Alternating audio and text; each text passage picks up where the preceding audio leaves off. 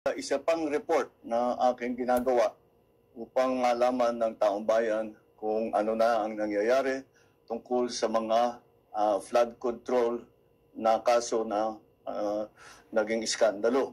At kung paano kung ano ang mga ating nagawa upang mapanagot ang mga may kagagawan nito. Kaya nais kong i-report na ang ombudsman formal nang naghain ng kaso laban kina Saldico at iba pang 17 individual batay sa mga ebidensyang iniakyat ng ICI at saka ng DPWH. Hindi po ito haka-haka, hindi po ito kwento. Ito po ay tunay na ebidensya. At ito po, para hindi ko nang babasahin, pero makikita naman ninyo sa phone ninyo, ito yung listahan ng may arrest warrant na. At ang susunod na hakbang, ay wala nang paligoy-ligoy pa, ang ating mga otoridad ay siyempre papatupad na nila itong mga arrest warrant na ito. Aarestuhin na sila, ihaharap sa korte at pananagutin sa batas. Walang special na pagtrato, walang sinasanto. Ako ang nagsimula nitong lahat. Ako ang magtatapos. Kaya't asahan po ninyo na wala pong tigil itong aming ginagawa. At kahit na parang napakatagal ang dumaan na panahon, ako'y nagpapasalamat sa pasensya ng ating mga kababayan. Ngunit nagbunga na ng resulta ang mga pasensya ninyo. Talagang he had to emphasize. Ako nagsimula nito. Tama po, mahal na Pangulo.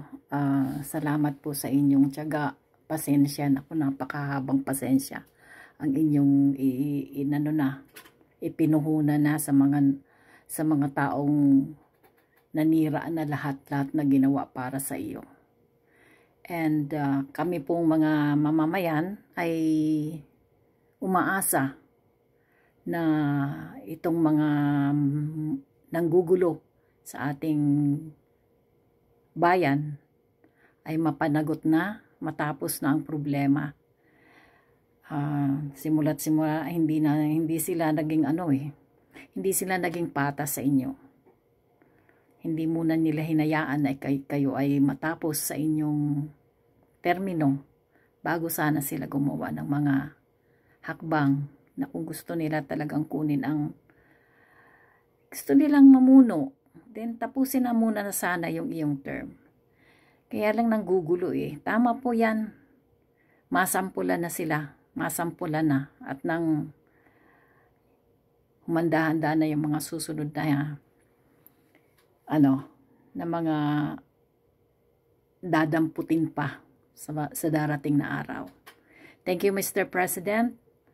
Thank you sa iyong pagtsatsaga at pasensya. Napakahaba na ng pasensya na iyong ginugol. Thank you so much po.